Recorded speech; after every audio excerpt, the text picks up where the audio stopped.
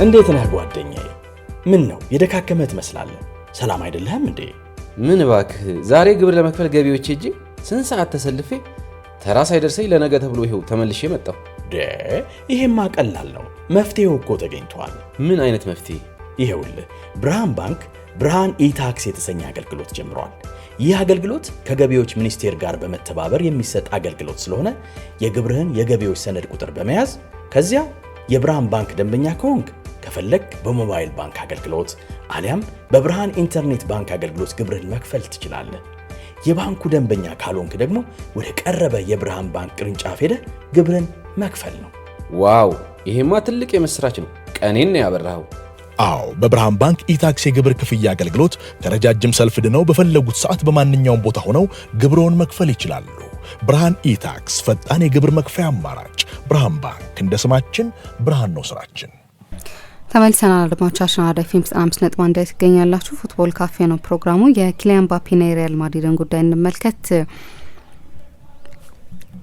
ይሄ ተጫዋች እንግዲህ በሪያል ማድሪድ ጥሩ ጊዜን እያሳለፈ ነው ለማለት ያስቸግራል። በተለይ ከደጋፊዎቹ ጋር ደጋፊዎቹ በጣም ብዙ ፊርማዎችን አሰባስበዋል። ከክለቡ ችግር ነው በሚል የሚሉ መረጃዎች ወጥቷል። በእርግጥ ምን ያህሎቹ የሪያል ማድሪድ ደጋፊዎች ናቸው የሚለውም እንዳለ ሆኖ፣ ነገር ግን ትናንትና ደግሞ አንድ አስገራሚ አስተያየት ሰጥቷል። 4ኛ ተመራጭ አጥቂ መሆኔን ነግሮኛል የሚል አስተያየት ሰጥቷልና ይሄ በጣም አስገራሚ ነው አይደለ? ከዓለም አስደናቂ ተጫዋቾች መካከል አንዱ የሆነው ኪሊያን ምባፔ እንደዚህ አይነት መልእክት እንደደረሰው ተናግሯል። እንመልከት ይህን ጉዳይ። ልክ ነው። ትላንትና ከሪያል ኦቪዬዶ ጋር ጨዋታ ነበረው። ያው የላሊጋው ዕጣ ፈንታ ባለፈው በኤል ክላሲኮ ጨዋታ ስለተወሰነ ማቴማቲካል ሚራክል የሚባል ነገር አለ አይደለም፣ የሚመስል ባይሆንም ግን እንደው በሂሳባዊ ስሌት የዋንጫ ተስፋ እስካለው ድረስ ለነጥብ የሚደረግ ለፉክክር የሚደረግ ጨዋታ ሊባል ይችላል። ሪያል ኦቪዬዶ መውረዱ ይታወቃል። ሪያል ማድሪድ የላሊጋው ሻምፒዮን እንደማይሆንም ይታወቃል። ስለዚህ ይሄ ጨዋታ የተለየ ሙቀት የተለየ መጠበቅ ሊኖረው አይገባም ነበር። ግን ሪያል ማድሪድ ውስጥ አሁን ሪያል ማድሪድ መሳ በመጥፎ ሁኔታ ውስጥ ነው ያለው። አሁን በዚህ ሰዓት ጥሩ ሁኔታ አይደለም። ስለ ሪያል ማድሪድ በየቀኑ የሚሰማው በየቀኑ አዳዲስ የሚነሳ እሳት አለ። በቅርብ ሳምንታት እንደዛ ነው እየሆነ ያለው። ባለፈው ብዙ ያነጋገረው የኦሬሊዮን ሹዋሜኒ እና የፌዴሪኮ ቫልቬርዴ ድብድብ ኤፒሶድ ያለው ድብድብ እና ማንም ክለብ በዓለም የእግር ኳስ ታሪክ ውስጥ በዲሲፕሊን ምክንያት አንድን ተጫዋች ብቻ 500,000 ዩሮ ቀጥቶ አያውቅም። ሂስቶሪክ ታሪካዊ ነው። ሁለቱም ተጫዋቾች በተናጠል 500,000 ዩሮ በጠቅላላ 1 ሚሊዮን ዩሮ ነው የተቀጡት። ግን ደግሞ ከዚህ በፊት ያነሳናቸው በሲዝኑ በሙሉ የነበሩ ሌሎች ችግሮች ደግሞ ነበሩ። አሁን ሁሉም ነገር ፈንድቶ እየለየለት መጣ እንጂ እንደዛ ነው እየሆነ ያለው። የውድድር ዘመኑ መጀመሪያ አካባቢ በአንዳንድ የሪያል ማድሪድ ተጫዋቾችና በሻቢ አሎንሶ መካከል ግን በግላጭ በቪኒሲየስ ጁኒዮርና በሻቢ አሎንሶ መካከል የተነሳውን ግጭት እናስታውሳለን። የሪያል ማድሪድ ዶክተሮችና ኪሊያን ምባፔ መካከል የተፈጠረ አለመተማመን ነበር። ያልታመመ ጉልበቱን እያከሙ ስለነበር የተጎዳውን ትተው፣ እሱም በጣም አስገራሚ ነው። እንደ ሪያል ማድሪድ ባለ በዓለም ትልቁ ክለብ ውስጥ ይፈጠራል ብለሽ ማትገምቺው የሕክምና ቀውስ ነው። በቅርብ ጊዜ ደግሞ የሪያል ማድሪድ የግራ መስመር ተከላካይ አልቫሮ ካሬራስና የመሀል ተከላካይ አንቶኒዮ ሩዲገር መካከል አካላዊ ጠብ ጭምር ነበር። እንዲህ እያልን ብንቆጥር ብዙ ኤፒሶዶች ነበሩ። አሁን የኤምባፔ ሌላኛው ነው። ግን ከዚህ በፊት ደግሞ ከዚህ ከጥቂት ቀናት አስቀድሞ የሪያል ማድሪዱ ፕሬዚደንት ፍሎረንቲኖ ፔሬዝ በጣም ያነጋገረ ጋዜጣዊ መግለጫ 40 ጋዜጠኞች በተገኙበት በአስቸኳይ የሪያሉ ፕሬዚደንት የሚጠሩት ጋዜጣዊ መግለጫ አለ በሚል በስፔን ያሉ ጋዜጠኞች በሙሉ ዋና ኤዲተሮቻቸውን በአስቸኳይ እንዲልኩ በሪያል ማድሪድ የፕሬስ አታሼ ተነግሯቸው ነው ተጫዋቾች ጋዜጠኞች በሙሉ ወደ ፕሬስ ሩም ሄዱት እና ምን መጠበቅ እንዳለባቸውም አላወቁም። ያልተለመደ አይነት ጋዜጣዊ መግለጫ ስለነበር አዲስ አሰልጣኝ ሊያስተዋውቁ ነው ወይ ከክለቡ ፕሬዚደንትነት ሊለቁ ነው? ምክንያቱም እድሜ ተጭኗቸዋል።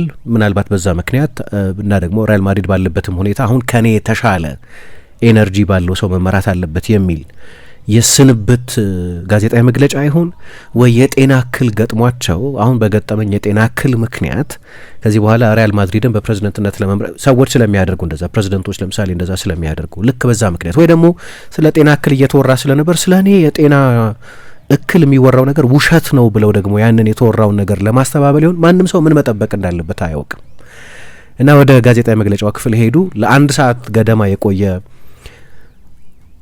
የሪያል ማድሪድ ደጋፊዎች ሪያል ማድሪድን ለ30 ለ40 ዓመት የተከታተሉ ሰዎች ጭምር አይተናናውቅም እንዲህ አይነት ነገር ያሉበት አይነት ፕሬስ ኮንፈረንስ ነው። 1 ሰዓት ተናገሩ። ሰብስታንሱ ምን እንደሆነ አላማው ምን እንደሆነ ኃላፊነት መውሰድ የሚባል ነገር የለም። ካርሎ አንቼሎቲ ናቸው ችግሩ በተባሉ ጊዜ ካርሎ አንቼሎቲ ይሰናበታሉ። አሎንሶ ነው ችግሩ በተባለ ጊዜ አሎንሶ ከኃላፊነት ተነስተዋል። ወይ አሁን አርቤሎዋ ለዚህ ስራ አይሆንም በተባለ ጊዜ ዲስካርድ ይደረጋል። ነገር ግን የሪያል ማድሪድ ዋናው ሰው ኃላፊነት አንድም ስፖርታዊ ኃላፊነት አሉ። እንዲያውም ይሄ ፕሬስ ኮንፈረንስ የተጠራው ስለ ሪያል ማድሪድ ስፖርታዊ ጉዳይ ለመነጋገር አይደለም አሉ። ከሆነም የሚያነጋግረው አሁን የሪያል ማድሪድ አቅጣጫ ምንድን ነው የሚል ውይይት መኖር ያለበት አሁን ነው። ምን አይነት አሰልጣኝ ለምን ቀጥረው፣ ምን አይነት ተጫዋቾች ነው የምናስፈርመው፣ በምን አይነት ሴቶች ላይ ነው ስኳዱ የሚገነባው ምናልባት የሚል እና ኃላፊነት እንወስዳለን በሚቀጥለው ጊዜ ሪያል ማድሪድ ይመለሳል የሚል አይነት አቋምም ሰዎች ጠብቀው ነበር። እሳቸው መጀመሪያ ማጥቃት፣ በተለይ ፕሬሱን ማጥቃት፣ ሪያል ማድሪድ እንዳይረጋጋ ያደረጋችሁት እናንተ ናችሁ በሚል አሁን የስፔን ብዙሃን መገናኛዎች በሙሉ ተነስተዋል ፍሎረንቲኖ ፔሬዝ ላይ። ከዛ ጋዜጣዊ መግለጫ ለወትሮ በፔሬዝ ትእዛዝ የሚመሩ የሚመስሉ ጋዜጣዎች ጭምር ተነስተውባቸዋል። ሌላ ጉዳይ ነው። ሌሎች አንዳንድ የፕሬዝደንቱ ባህሪያትም የታዩባቸው ናቸው። በአንዳንድ ጉዳዮች ላይ ያላቸው የሚረብሽ አቋምም የታየበት ፕሬስ ኮንፈረንስ ነው። በተለይ እንስቶችን በተመለከተ የሰጧቸው እንስት ጋዜጠኞችን በተመለከተ የሰጧቸው አስተያየቶች ነበሩ። እሱ አንዱ ክስተት ነው። ራሱን የቻለ አንድ ፕሮግራም ሊያሰራ የሚችል በጣም አነጋጋሪ ፕሬስ ኮንፈረንስ ነበር። ከዛ ወደ ትላንትናው ጨዋታ መጣን። የትላንትናው ጨዋታ ይጠበቅ የነበረው ቅድም እንዳልኩት ኦቪዬዶ መውረዱ ሪያል ማድሪድ ሁለተኛ መሆኑ ስለሚታወቅ ምንም አይነት ስፖርታዊ ውጤት የለውም። በቃ ሲዝኑ እስኪያልቅ ድረስ መርሃ ግብሩ መደረግ ስላለበት ጨዋታው መከናወን ስላለበት የሚደረግ ነው። ግን ይጠበቅ ነበር የሪያል ማድሪድ ደጋፊዎች ሪያክሽን ምን ይሆናል በሚል። ከዚያ ኤል ክላሲኮ ጨዋታ በኋላ ባርሴሎና የላሊጋው ሻምፒዮን መሆኑ በሂሳብም ጭምር ከተረጋገጠ በኋላ የሪያል ማድሪድ ደጋፊዎች ስቴዲየም ውስጥ በተለይ አንዳንድ ተጫዋቾችን በተመለከተ በተለይ ከሽንፈቶች በኋላ በግልጽ የሚጮሁባቸው ተጫዋቾች እንዳሉ እናውቃለን። ሲዝኑ በሙሉ በተለይ ከሻቢ አሎንሶ ስንብት በኋላ ታርጌት የሚደረጉ ተጫዋቾች አሉ። ስለዚህ ዛሬ የሪያል ማድሪድ ደጋፊዎች ሪያክሽን ተጫዋቾችም ላይ ፕሬዝደንቱም ላይ ምን ሊሆን ይችላል ተብሎ ይጠበቅ ነበር እና እንደተጠበቀው ቪኒሺየስ ጁኒዮር ላይ ይጮህ ነበር። የሪያል ማድሪድ አምበል ነበር። ኳስ በያዘ ቁጥር ፉጨትና ጩኸት ነበር። ብዙ ጊዜ አንስተነዋል። ለምን ቪኒሺየስ ላይ ምናልባት ባለፉት 4 ዓመታት የሪያል ማድሪድ ትልቁ ተጫዋች የነበረው ቪኒሺየስ ነው። በትንሹ 2 ቻምፒየንስ ሊግ 2 ላሊጋ ያሸነፈ አሁን በእነዚህ ስኬቶቹ ብቻ ከሪያል ማድሪድ የምንጊዜም ትልልቅ ተጫዋቾች መካከል እንደ አንዱ ሊቆጠር የሚገባው ምናልባት ባሎንዶር ማሸነፍ የነበረበት አይነት በጣም ትልቅ ተጫዋች ነው። ግን የሪያል ማድሪድ ደጋፊዎች ለአንዳንድ በክለቡ ስለተፈጠሩት ሁኔታዎች ተጠያቂ ነው ብለው እንደሚያምኑ የሚያሳይ ነው። ታርጌትድ ነው ቪኒሺየስ እና እንደተለመደው ትላንትና ይሄ ነገር ሆኗል። የኤምባፔ ጨዋታው ላይ መሰለፍ ጉዳይ ግን በጣም አጠራጣሪ ነበር በጠቅላላው። በእርግጥ ጨዋታውን አልጀመረም። እንዲያውም በቀደም ከኤል ክላሲኮ ጨዋታ በኋላ አልቫሮ አርቤሎዋ የሪያል ማድሪዱ አሰልጣኝ ለጥቂት ሳምንታት ብቻ አሰልጣኝ ሆኖ የሚቆየው አልቫሮ አርቤሎዋ አላቅም ከዚህ በኋላ ባሉት ጨዋታዎች ላይ ይሰለፍ እንደሆን ብሎ ነበር የመለሰው። ስለዚህ እዚህኛው ጨዋታ ላይ መካተቱ ጉዳይ በጠቅላላው በጣም አጠራጣሪ ነበር። ግን ትላንት ተጠባባቂ ወንበር ላይ ተቀመጠና ከዛ በኋላ ልክ ሙሐመድ ሳላህ ከሊድስ ጨዋታ በኋላ እንዳደረገው በሚክስድ ዞን አካባቢ ቆመና አሬንጅድ የሚመስል ጋዜጠኞች ጠብቀው ጥያቄ ጠየቁት። 99% የሚሆነውን ጊዜ ተጫዋቾች ያልፋሉ። ብዙ ጊዜ የሆነ ነገር መናገር አለብኝ ብለው ካላመኑ በስተቀር በሚክስድ ዞን የፍላሽ ኢንተርቪዎች አይሰጡም። እሷን አደረገ። ዛሬ ያልጀመርኩት የሪያል ማድሪዱ አሰልጣኝ የሪያል ማድሪድ 4ተኛ አጥቂ እንደሆንኩ ስለነገረኝ ነው። ለመጫወት ዝግጁ ነበርኩ። ልጫወት ብዬም ጠይቄዋለሁ። ይህንን ጨዋታ ለመጀመርም ዝግጅቴን ሳደርግ ቆይቻለሁ። እርን አደርጋለሁ፣ ይገባኛል ይህንን ጨዋታ መጀመር። አሰልጣኙ ላይ የምናደድበት ምክንያት የለኝም አለ። ምክንያቱም ፍልስፍናው ነው። የፈለገውን ሰው ማሰለፍ ይችላል፣ የፈለገውን ተጫዋች መምረጥ ይችላል። ግን እኔ አሁን ከቪኒሺየስ ከማስተንቱዋኖ እና ከጎንዛሎ ጋርሲያ ቀጥሎ 4ተኛ ተመራጭ አጥቂ ነኝ። ለሪያል ማድሪድ አጥቂ ሆኜ እንድጀምር ከነሱ መሻል አለብኝ። ይህንን አሰልጣኙ ነግሮኛል አለ። 4 አጥቂዎች አሉ። ወዲያውኑ ሪስፖንድ ማድረግ የነበረበት ምክንያቱም ወዲያውኑ ጋዜጣዊ መግለጫው ደግሞ የድህረ ጨዋታ ጋዜጣዊ መግለጫ የተዘጋጀው ሁሉም ጋዜጠኞች ባሉበት እና መጠበቅ ትችላለች። ጋዜጠኞቹ በትክክል ይጠይቁታል። ትልቁ አጀንዳ ከዛ በኋላ እሱ ነው። ስቴዲየም ውስጥ ፍሎረንቲኖ ፔሬዝ ልቀቅ የሚሉ ለጥቂት ደቂቃዎች የቆዩ ግን በስቴዲየሙ ባሉ የሪያል ማድሪድ የሴኩሪቲ ዲቴይልስ ቶሎ የተነሱ ትልልቅ ባነሮች ነበሩ፣ ልቀቅ አሁን የሚል ብዙ አልቆዩም። ግን ከዛም በላይ አጀንዳ የሆነው የኤምባፔ ከሪያል ማድሪዱ አሰልጣኝ ጋር ጦርነት ውስጥ ለመግባት መወሰን ነው። እኔ ከሪያል ማድሪድ አሰልጣኝ ጋር ብቻ አይመስለኝም፣ በግልጽ የተናገራቸው ሌሎች ነገሮች አሉ። ግን አርቤሏ ሲመልስ 4 አጥቂዎች አሉኝ፣ ምን እንደሰማ አላቅም፣ ከጨዋታ ፊት አነጋግሬው ነበር፣ ግን እንደዛ አላልኩትም። 4ኛ ተመራጭ የሪያል ማድሪድ አጥቂ ነህ አላልኩትም። እንዴት እንደተረዳ አላቅም። ይሄ ጨዋታ የዋንጫ ጨዋታ አይደለም፣ የውድድር ዘመኑ መጨረሻ ላይ ነው ያለ ነው። ምንም የሚያመጣው ለውጥ የለም እዚህ ጨዋታ ላይ። ከዚህ በፊት ያልተጫወቱ አንዳንድ ተጫዋቾች መሰለፍ ነበረባቸው። ጎንዛሎ ጋርዚያ ይገባዋል፣ ብዙ ጨዋታ መጫወት ይገባው ነበር በዚህ የውድድር ዘመን እና የሲዝኑ መጨረሻ ላይ ነው ያለ ነው። ምንም ኮንስኮንስ የለውም ይሄ ጨዋታ። ስለዚህ ለእንደዚህ ብዙ ላልተጫወቱ ተጫዋቾች የመሰለፍ እድል የሰጠሁበት ነው። ግን አለ ስሙ ማንም ይሁን ያ ተጫዋች ምንም አይነት ገናና ስም ይኖረው፣ እኔ የሪያል ማድሪድ አሰልጣኝ እስከሆንኩ ድረስ የሚሰለፈውንና የማይሰለፈውን ተጫዋች መወስነው እኔ ነኝ የሪያል ማድሪድ አሰልጣኝ። ሴሌክሽን የኔ ስራ ነው። ግን እንደዛ አላልኩትም፣ እንደዛ ብዬ አልተናገርኩም የሚል አስተያየት ሰጥቷል። እንዴት እንደተረዳኝ አላቅም። ለዛሬ የዋንጫ ጨዋታ አይደለም፣ ዝም ብሎ አንድ የሲዝን መጨረሻ ላይ ያለ ኮንስኮንሻል ያልሆነ ጨዋታ ነው። ለዛ 4ኛ ተጫዋች ነህ አልኩት ብሏል። ተጫዋች ሲቀይርም ሊቀይር የሚችላቸውን ተጫዋቾች ጨርሶ እንዳጠናቀቀ 4ኛው ተቀያሪ መሰለኝ ትላንትና ተቀይሮ ሲገባም ሌሎች ከሱ ቀድሞ ተቀይሮ የገቡ ተጫዋቾች ነበሩ። ግን የነገሩ ስር ከዚህም በላይ የሚሄድ ነው። ምክንያቱም እኔ ለፍሎረንቲኖ ፔሬዝ እንዴት እንደሚሰሙት አላቅም፣ እነ ቪኒሺየስ እንዴት እንደሚሰሙት አላቅም። የውድድር ዘመኑ መጀመሪያ ላይ ሪያል ማድሪድ ስትራክቸር ነበረው፣ ስታይል ኦፍ ፕሌይ ነበረው፣ የምንጫወትበት የጨዋታ ስታይል ነበረው። ያንን አፈረስ ነው። ያንን እነማን እንዳደረጉት መናገር አልፈልግም ማለት እኔ አሁን እያወራው ያለሁት ስለ ሻቢ አሎንሶ ወይ ስለሆነ አሰልጣኝ አይደለም። ግን የሆነ ነገር እየሰራን ነበር፣ የሆነ አይደንቲቲ ያስቀመጠን ነበር፣ የሆነ ፕሌይንግ ስታይል ነበረን። ያንን አፈረስ ነው አለ። ስለዚህ በሻቢ አሎንሶ ከኃላፊነት መነሳት በጭራሽ እንደማይስማማ ለነገሩ ባለፈውም ከፌዴ ቫልቬርዴና ከኦሬሊዮን ሹዋሜኒ ጠብ በኋላ ይህንን ጉዳይ አንስተን ነበር። ፕሮ አሎንሶ እና አጌንስት አሎንሶ የሆኑ የሪያል ማድሪድ ተጫዋቾች ነበሩ።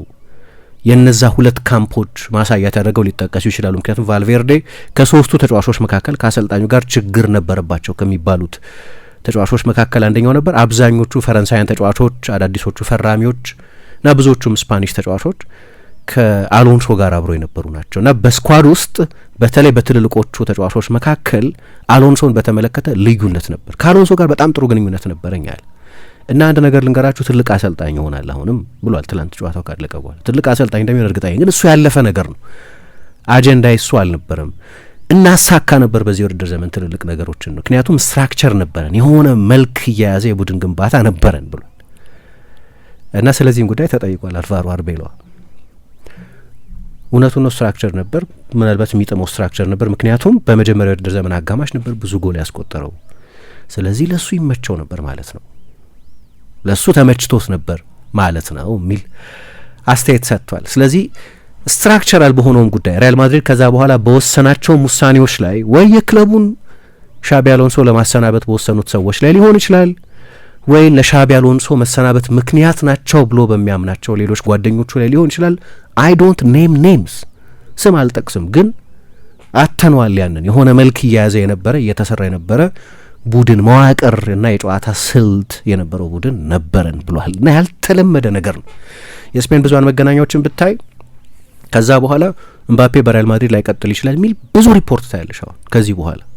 ምክንያቱም የክለቡ ሃይራርኪ እሱ ተናግሯል። እኔ ከሪያል ማድሪድ ለምን ለቃለሁ? ከሪያል ማድሪድ የምንለቅበት ምንም ምክንያት የለም፣ ግን መናገር አለብኝ። የስፔን ብዙሃን መገናኛዎች ምን እንደሚሉ አላውቅም። ምክንያቱም እኔ የስፔን የኬብል ቴሌቪዥን ቤት የለኝም፣ የፈረንሳይ ነው ያለኝ።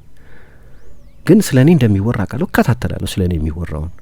ለምሳሌ ወደ ሳርዲኛ ሄደ ሪያል ማድሪድ ጨዋታ እያለበት ተብሎ ብዙ ስለ እኔ ተወራ። ግን ሪያል ማድሪድ ፈቅዶልኝ ነው ወደ ጣሊያን ወደ ሳርዲኛ የሄድኩት።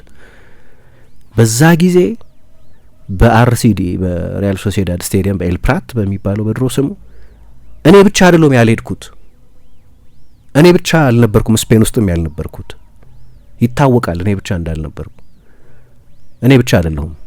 ብሏል። በኋላ የስፔን ብዙሃን መገናኞች ሴባዮስም አልነበረም አርዳ ጉለርም አልነበረም ብለው ሌሎች በዛ ጊዜ በስፔን በሀገሪቱ ያልነበሩ ተጫዋቾችን ጠቀሱ። ስለዚህ እኔ ለምንድነው ታርጌት የምደረገው እኔ ብቻ ሳልሆን እና ደግሞ ክለቡ ከስፔን እንድወጣ ፈቅዶልኝ በክለቡ መስማማት ለጨዋታው ዝግጁ አልነበርኩም ከኤስፓኞል ጋር ለሚደረገው ጨዋታ ግን እኔ ብቻ ታርጌት ተደርጌያለሁ። ትናንትና ከቪኒሽስም በላይ ተጮሁበታል ተቀይሮ ሲገባ።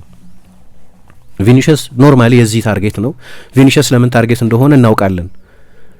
በሪያል ማድሪድ ደጋፊዎች እምነት በአሎንሶ ስንብት ላይ ዋናው ተጠያቂ እሱ ነው ብለው ስለሚያምኑ ነው። ሌላ ምክንያት የላቸውም። የሚታወቅ ነው። እሱ ኳስ በነካ ቁጥር ተጮሁበታል። ግን ትናንትና ቪኒሽስ ዋናው ታርጌት የነበረ አይመስለኝም። በዴሲቤል ካየሹ በቮሊዩም ካየሹ የበለጠ ኢላማ የነበረው ኪሊያን ምባፔ ነው። የእሱ ጉዳይ ግን ከአሎንሶ ከምናምን ጋር ወይ ከክለቡ የውስጥ ፖለቲካ ጋር የሚገናኝ ሳይሆን የኮሚትመንት ጉዳይ ነው። ሪያል ማድሪድ አስቸጋሪ ጊዜ እያሳለፈ በነበረበት ጊዜ አልነበረም እሱ እና ኮሚትመንት እያሳየ አልነበረም። ለምሳሌ በኤል ክላሲኮ ጨዋታ ላይ ከቡድኑ ጋር መሆን ነበረበት ይላሉ። በኋላ ነው ነገሮቹ መሰማት የጀመሩት። ቅዳሜ ዕለት በቫልዴቤባስ እሁድ ነው የኤል ክላሲኮ አይደል የተደረገው። ግን ቅዳሜ ዕለት በቫልዴቤባስ በሪያል ማድሪድ እና በማድሪድ የመጨረሻ ልምምድ ከኤል ክላሲኮ ጨዋታ በፊት በነበር የመጨረሻ ልምምድ ላይ ተሳታፊ ነበር። ከዛ ጠራውና አርቤሎ አትጫወትም እዚህ ጨዋታ ላይ እንድታውቀው ነው አለው እና በጣም ተበሳጨ አሉ። ተበሳጨና ከሆነ ሰዓት በኋላ አሁን ምቾት እየተሰማኝ አይደለም፣ ስለዚህ ልምምዱን አቋርጬ እሄዳለሁ ብሎ ልምምዱን አቋርጦ ሄዷል። ልምምዱን አቋርጦ የሄደው አሰልጣኙ አትሰለፍም በዚህ ጨዋታ ላይ ወይም ጨዋታውን አትጀምርም ብሎ ሲነግረው ነው። እና አሁን ይሄንን እንግዲህ ምን ያህል የሪያል ማድሪድ ደጋፊዎች እንደሚያውቁ አላቅም፣ ግን የስፔን ብዙሃን መገናኛዎች የሚሉት እንዲህ አይነት ውይይት በሁለቱ ሰዎች መካከል ከክላሲኮ ጨዋታ በፊት ነበር የነበረው። ኢምፕሬሽን ግን እንዴት ለዛ ጨዋታ እንኳን ለመድረስ አይሞክርም? እንዴት ለዛ ጨዋታ እንኳን ለመሰለፍ አይሞክርም?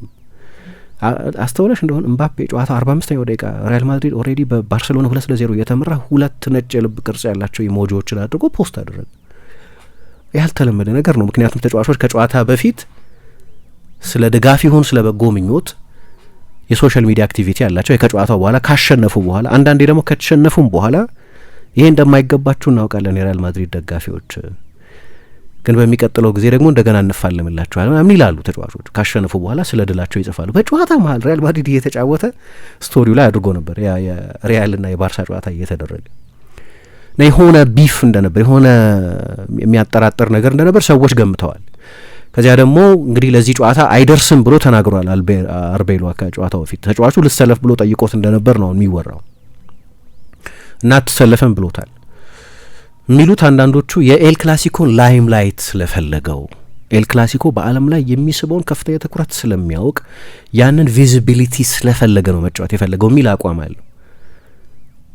ይህንን የሚያምነው አልቫሮ አርቤሎዋ ነው።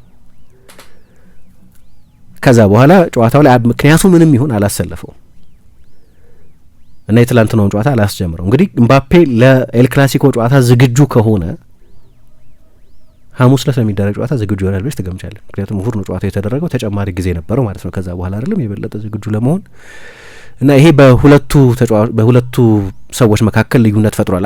እኔም እንደሚመስለኝ አሁን አልቫሮ አርቤሎዋ እንደማይቆይ ያውቋል በሪያል ማድሪድ። ስለዚህ ከአንዳንድ የሪያል ማድሪድ ተጫዋቾች ጋር ያለው ግንኙነት ተበላሸ አልተበላሸ የሚያስጨንቀው አይመስለኝም። እንደማይቆይ ያውቀዋል። ቢቆይ ኖሮ ይሄ የሚሆን አይመስለኝም። በሪያል ማድሪድ አሰልጣኝነት እንደሚቆይ ቢነገረው ኖሮ አይሆንም። የጆዜ ሞሪኞ የመቀጠር ጉዳይ የጊዜ ጉዳይ ብቻ ነው። ፍሎረንቲኖ ፔሬዝ አላነሱም ስለ ጆዜ ሞሪኞ በቀደም በነበረው ጋዜጣዊ መግለጫ ላይ ስለ ስፖርታዊ ጉዳይ ዲስከስ የማድረግ ፍላጎት አልነበራቸውም። ስለ ስፖርታዊ ጉዳይ የተናገሩት አንድ ጊዜ ብቻ ነው፣ ስለ ፌዴ ቫልቬርዴና ስለ ኦሬሊዮን ሹዋሜኒ ጥል። ግን ስለ ጥሉ አይደለም የተናገሩት። እኔ ማአት ጊዜ አይቻለሁ 2 ወይ 4 ተጫዋቾች ግብ ሲገቡ የበለጠ አሳፋሪው ነገር ያ ለፕሬስ እንዲሾልክ ያደረገው ሰው ማንነት ነው።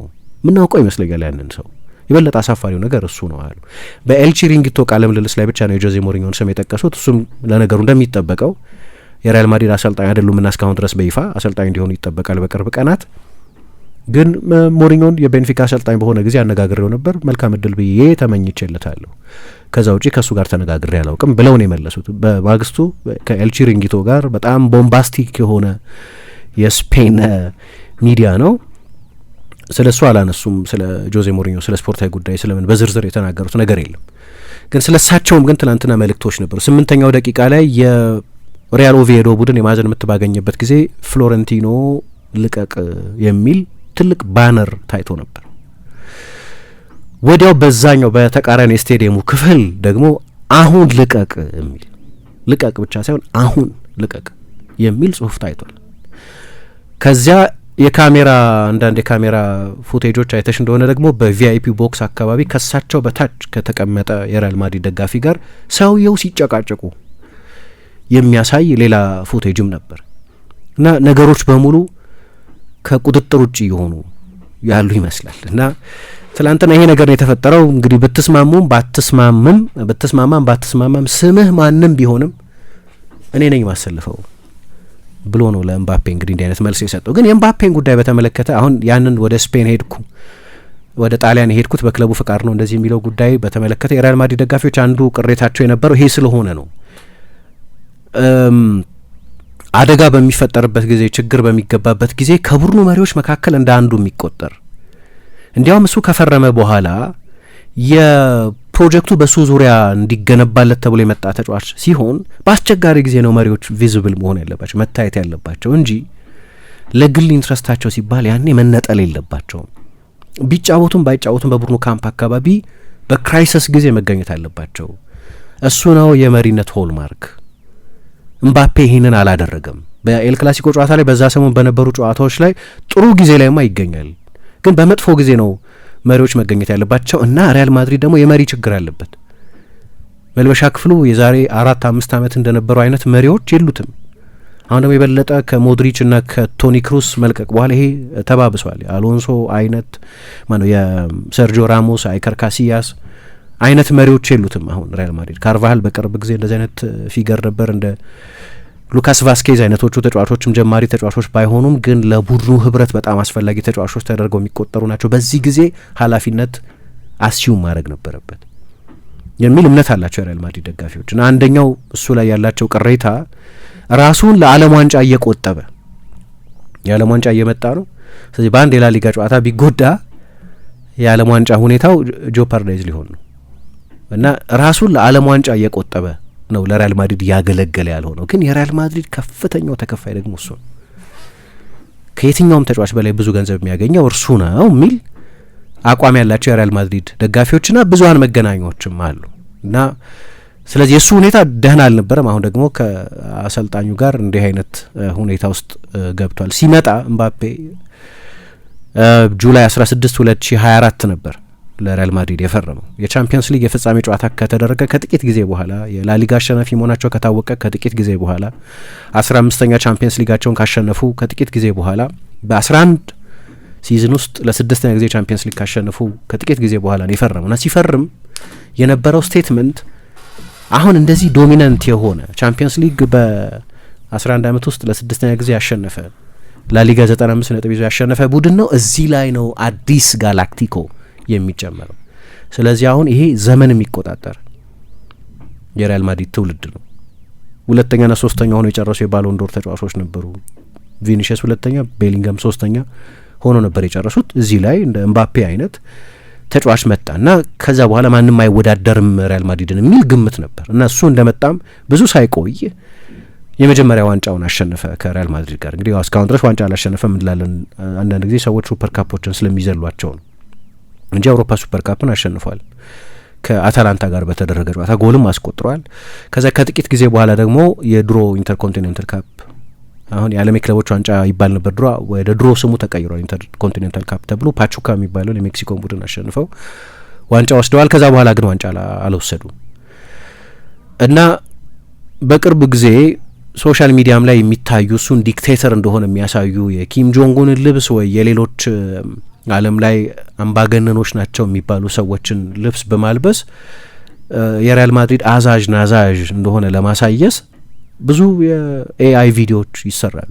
ዲክቴተር ነው አሁን በቃ ሪያል ማድሪድ ውስጥ እሱ ነው እንደፈለገ የሚያደርገው የሚል የሪያል ማድሪድ ደጋፊዎች በዚህ ምክንያት እምባፔን እንደ ችግር ማየት ጀምረዋል። ለችግር የሚያዩበት አንደኛው ምክንያት እኔ የእሱ ችግር አይደለም በመጠኑ ሪያል ማድሪድ ለዚህ የተዘጋጀ አይመስለኝም። ሲመጣ እምባፔ በፔዤ ይጫወት የነበረው አሁን ቪኒሺየስ ሪያል ማድሪድ ውስጥ በሚጫወትበት ቦታ ነው።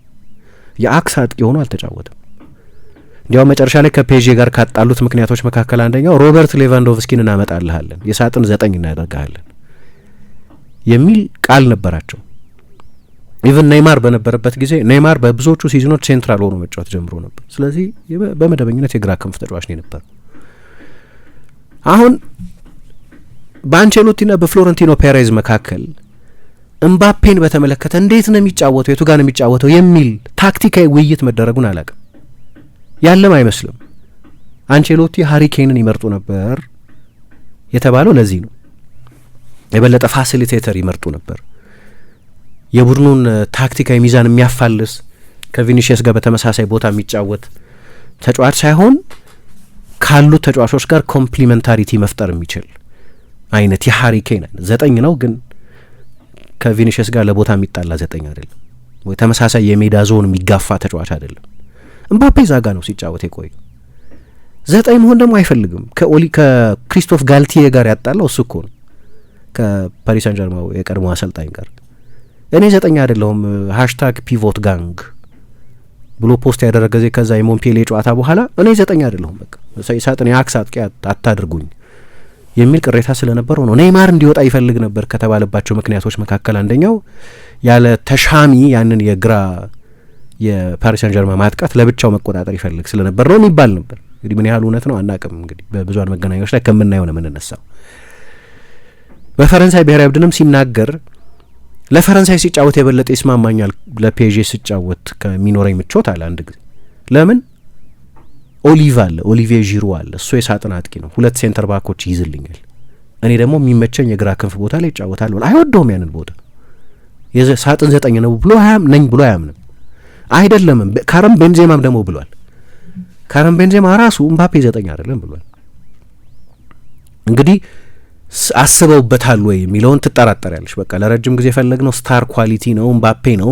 እምባፔን የማስፈረም እድል አግኝቶ የሚያሳልፍ የለም። የ7-8 ዓመት ምኞታቸው ነው። ከሪያል ማድሪድ ጋር ረጅም ጊዜ ቁርኝት ያለው ነው። ከ10ዎቹ መጀመሪያ ከነበረበት እድሜ ጀምሮ ወደ ሪያል ማድሪድ ተጋብዞ ልምምድ ከሰራበት ለሪያል ማድሪድ ታዳጊ ቡድን አንድ ጨዋታ ካደረገበት ጊዜ ጀምሮ አንድ ቀን ለሪያል ማድሪድ መጫወት አለበት። ፍሎረንቲኖ ፔሬዝ ለሪያል ማድሪድ የተወለደ የሚሏቸው ተጫዋቾች አሉ። እምባፔ ከነዛ መካከል ነው። ግን ስለ ታክቲካዊ ጥምረት ግን ብዙ ያሰቡ አይመስልም። ሜዳ ውስጥ በሁለቱ ትልልቅ ተጫዋቾች መካከል ሊኖር ስለሚችል ጥምረት ብዙ ያሰቡ አይመስልም። እና 9 ቁጥር ሆኖ ነው የሚጫወተው፣ ግን ብዙ ጊዜ ወደ ቪኒሺየስ ዞን ይሄዳል። ዝንባሌው እሱ ነው እና እስካሁን ድረስ ኮኔክት አላደረጉም። ከ2 ዓመት በኋላም ያ የቡድን ሚዛን ክርክር አለ። ጠቅላላው የማድሪድ የቡድን ሚዛን ችግር ብቻ ሳይሆን በሁለቱ ተጫዋቾች መካከል ያለ መጣጣም። አሁን ባለፉት 6 ጨዋታዎች እምባፔ በጀመረባቸው 6 ጨዋታዎች ሪያል ማድሪድ 1 ጨዋታ ነው ያሸነፈው፣ አላቬስን። በእነዚህ 6 ጨዋታዎች 9-13 ተሸንፏል አግሪጌት ስኮር። እምባፔ ባልጀመረባቸው ያለፉት 6 ጨዋታዎች ሪያል ማድሪድ 6ቱንም አሸንፏል፣ 16-5 ነው ያሸንፈው። እና በዚህ ውድድር ዘመን እምባፔ በተለይ በሁለተኛው የውድድር ዘመን በአብዛኛው የለም አይደል ሜዳው። ስለዚህ ሰፋ ያለ ሳምፕል ሳይዝ አለን እምባፔ ሲኖር ሳይኖር የሚል ንጽጽር ለመፍጠር። እምባፔ ሲኖር ያነሰ ነጥብ በጨዋታ በአቬሬጅ ያገኛሉ፣ ያነሰ ጎል ያስቆጥራሉ፣ የበለጠ ጎል ይቆጠርባቸዋል። እና እምባፔ ችግር ነው የሚል አስተሳሰብ አለ። ግን እምባፔን ማምጣት አንድ ነገር ሆኖ ግን እምባፔ ምን አይነት ታክቲካዊ መፍትሄ ኖሮ ነው ወደ ሪያል ማድሪድ የሚመጣው የሚለውን በተመለከተ ግን ስፖርታዊ ውይይት በአሰልጣኙና በክለቡ ሃይራርኪ መካከል በጭራሽ የተደረገ አይመስለኝም። በእምባፔነቱ ምክንያት ነው የመጣው እና ከዛ በኋላ ያን መጣጣም አልተፈጠረም። በቅርብ ጊዜ በቤሊንጋምና በቪኒሺየስ በእምባፔና በቪኒሺየስ መካከል እጅ ማወናጨፍ አለ። ፓሱ ለኔ ቶሎ አልመጣም፣ ወይ ግለኝነት በስቷል፣ ወይ በቂ ሙቭመንት የለ ወይ በሚል አሁን በግልጽ እያየናቸው ያሉ አለመስማማቶች ከፊት ባሉት የሪያል ማድሪድ ተጫዋቾች መካከል አለ። ግን የማድሪድ ደጋፊዎች ደግሞ እምባፔን በተመለከተ ሰልፊሽ ነው። በተለይ አሁን ከታላቬራ ከሚባለው ቡድን ጋር ሲጫወት ለእሱ አለመጫወት ነበር የሚሻለው። ግን የክርስቲያኖን ሬከርድ መስበር ስለፈለገ ኢንዲቪጁዋል ሬከርድ እያሳደደ ስለሆነ ኢንዲቪጁዋሊስት ነው፣ እንዲህ አይነት ነገር ነው እያሳየ ያለው። የእሱ አለመጫወት ለጠቅላላው የቡድኑ ጤንነት የሚጠቅም እንደሆነ እያወቀ ግን ያንን ሬከርድ ያሳድድ ነበር እና በዛ ምክንያት ጉዳቱ አገርሽቷል እና በወሳኝ ጊዜ አልተሰለፈም። በዚህ ውድድር ዘመን 13 ነው 11 ሙሉ ጨዋታዎች አልፈውታል። ተቀይሮ ያልገባባቸው ጭራሽ ያልተሳተፈባቸው ነው 12 ሙሉ ጨዋታዎች የኤል ክላሲኮን ጨዋታ ጨምሮ ማለት ነው። እነዛ አብዛኞቹ ጨዋታዎች ደግሞ በሲዝኑ ወሳኝ ወቅት ላይ የነበሩ ጨዋታዎች ናቸው።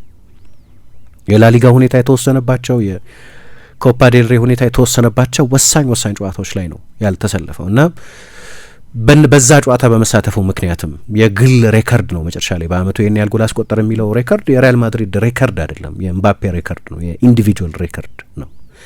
እሱን ሲያሳድድ ነው ደግሞ ጉዳቱ የበለጠ የተባባሰው የሚል ነበር። ትናንትና ሲጮሁበት የሪያል ማድሪድ ደጋፊዎች ፈገግ ብሎ ነበር፣ እየሳቀ ነበር። እንግዲህ ለምን እንደሚጮሁብኝ ያውቃል፣ ምክንያቱም ፌመስ ነኝ፣ ፌመስ ተጫዋች ስለሆንኩ ነው የሚጮሁብኝ የሚል አስተያየት ሰጥቷል። እና ይሄ የፌመስ ተጫዋች የዝነኛ ተጫዋች ህይወት ነው ታርጌት መደረግ በብዙሃን መገናኛዎች ወይ በደጋፊዎች ታርጌት መደረግ ነው፣ ግን ይጎዳል።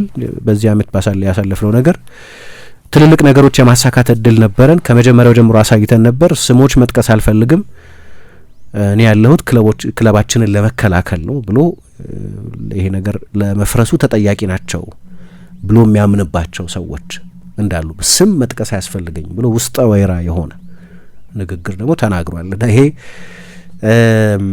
ለጊዜው ሪያል ማድሪድ ውስጥ ያሉት ሁኔታዎች ከቁጥጥር ውጭ እየሆኑ ለመሄዳቸው ተጨማሪ ማጣቀሻ ሆኖ የሚቀርብ ነው እና በቅርብ ጊዜ በጎ ነገር ለማውራት በጣም አስቸጋሪ ይመስላል። የሲዝኑን መጨረሻ በቶሎ የሚጠብቁም ይመስለኛል። አሁን በቃ እያንዳንዱ ኤፒሶድ የክራይሲስ ኤፒሶድ ስለሆነ ይሄኛው አዲሱ ነው። አርቤሎዋ ለነገሩ በኃላፊነት ረጅም ጊዜ አይቆይም፣ ግን አይ ቲንክ መልበሻ ክፍል ውስጥ ኦቶሪቲ ማስፈን የሚችል እንደ ጆዜ ሞሪኞ አይነት ሰው መምጣቱ በጣም አስፈላጊ የሚመስልበት የሆኑ ተጫዋቾች የሚያከብሩት አይነት ማኔጀሪያል ፊገር መምጣቱ የበለጠ አስፈላጊ መምሰል ጀምሯል። ደግሞ አሁን እንደምታውቂው በቀደም ፍሎረንቲኖ ፔሬዝ እኛ 7 ላሊጋ ነው የተወሰደብን አሉ። እስማማለሁ አለ አልቫሮ አርቤሎ። 7 ላሊጋ ባለፉት አመታት በሸፍጥ ተወስዶብናል። አሁን ሞሪኞ ደግሞ ለእንደዚህ አይነት ኢንቫይሮንመንት ይሆናሉ፣ ሲጅ ሜንታሊቲ መፍጠር ይችላሉ። ሁሉም ከኛ በተቃራኒ ነው፣ ዳኞቹ፣ የተጋጣሚ ቡድኖች፣ ፕሬሱ ከኛ በተቃራኒ ነው። ይሄ በዲዛይን የሚደረግ ነው። ያቺን ሲጅ ሜንታሊቲ የተበዳይነት፣ ሌላው በሙሉ ከኛ በተቃራኒ ነው፣ ሌላው ዓለም ሁሉ ከኛ በተቃራኒ ነው የሚል ትልልቆቹ አሰልጣኞች በሙሉ ይህንን ያደርጉታል። ግን ሞሪኞ ምናልባት የዚህ ማስተር ሳይሆኑ አይቀሩም እና ሰዎች በጠቅላላው በሞሪኞ መምጣት ሁሉም ሰው ይስማማል ማለት ባይሆንም ግን አሁን ሪያል ማድሪድ ላለበት ሁኔታ ቀደም አትሌቲኮ ማድሪድ ሶሻል ሚዲያ አቤት ኦብሰሽን ብሎ ጽፏል። ስለ አትሌቲኮ ማድሪድ ተናግረው ስለነበር እሳቸው ሪያል ማድሪድ የተናገሩትን ነገር በህግ ባለሙያዎች እያስጠናሁት ነው ብሏል። ስለ ባርሴሎና ተናግረው ስለነበር ሰው ሌሎቹን በሙሉ የፕሬሶቹን እንዳልኩት ጋዜጠኞቹን በሙሉ እናንተ በቃ ሪያል ማድሪድ እንዳይረጋጋ ለማድረግ ነው እየሰራችሁ ያላችሁ ብለዋል። ሁሉም ነገር በመጥፎ ሁኔታ ላይ ነው ያለው የሚመስለው። ግን በተለይ መልበሻ ክፍል ውስጥ በተጫዋቾችና በአሰልጣኞች መካከል በተጫዋቾችና በተጫዋቾች መካከል ያለው ሁኔታ ግን የሆነ ኦቶሪቲ መስፈን አለበት አሁን ሪያል ማድሪድ ውስጥ እና ኦፍኮርስ የዓለም ዋንጫ እየመጣ ነው። ወዲያው ጆዜ ሞሪኞ ስራቸውን አይጀምሩም። የጆዜ ሞሪኞ ሁኔታም ሌላ እየጎዳ ያለ ክለብ አለ ቤንፊካ አሁን የቻምፒየንስ ሊግ ቦታን የሚያሳካ አይመስልም። በቀደም ከተሸነፈ በኋላ በስፖርቲንግ ሊዝበን እንደገና ሁለተኛ ሆኗል። ይሄ ደግሞ ዲስትራክት አድርጎታል የሞሪኞ ስም። የቤንፊካ ደጋፊዎች በዚህ ደስተኛ አይደሉም፣ ምክንያቱም የቡድኑን የአሰልጣኙን ፎከስ ወስዶታል የሚል እምነት ስላላቸው ሁሉም ነገር ጥሩ አይመስልም ለጊዜው እና ትላንትና ደግሞ ይሄኛው ክስተት ተፈጥሯል። እንዴት ነህ ጓደኛዬ? ምን ነው የደካከመ ትመስላለህ? ሰላም አይደለህም እንዴ? ምን እባክህ፣ ዛሬ ግብር ለመክፈል ገቢዎች ሄጄ ስንት ሰዓት ተሰልፌ ተራ ሳይደርሰኝ ለነገ ተብሎ ይኸው ተመልሼ መጣሁ። ይሄማ ቀላል ነው፣ መፍትሄው እኮ ተገኝቷል። ምን አይነት መፍትሄ? ይኸውልህ ብርሃን ባንክ ብርሃን ኢታክስ የተሰኘ አገልግሎት ጀምሯል። ይህ አገልግሎት ከገቢዎች ሚኒስቴር ጋር በመተባበር የሚሰጥ አገልግሎት ስለሆነ የግብርህን የገቢዎች ሰነድ ቁጥር በመያዝ ከዚያ የብርሃን ባንክ ደንበኛ ከሆንክ ከፈለግ በሞባይል ባንክ አገልግሎት አሊያም በብርሃን ኢንተርኔት ባንክ አገልግሎት ግብርህን መክፈል ትችላለህ። የባንኩ ደንበኛ ካልሆንክ ደግሞ ወደ ቀረበ የብርሃን ባንክ ቅርንጫፍ ሄደህ ግብርህን መክፈል ነው። ዋው! ይሄማ ትልቅ የምስራች ነው። ቀኔን ነው ያበራኸው። አዎ በብርሃን ባንክ ኢታክስ የግብር ክፍያ አገልግሎት ከረጃጅም ሰልፍ ድነው በፈለጉት ሰዓት በማንኛውም ቦታ ሆነው ግብርዎን መክፈል ይችላሉ። ብርሃን ኢታክስ ፈጣን የግብር መክፈያ አማራጭ። ብርሃን ባንክ እንደ ስማችን ብርሃን ነው ስራችን።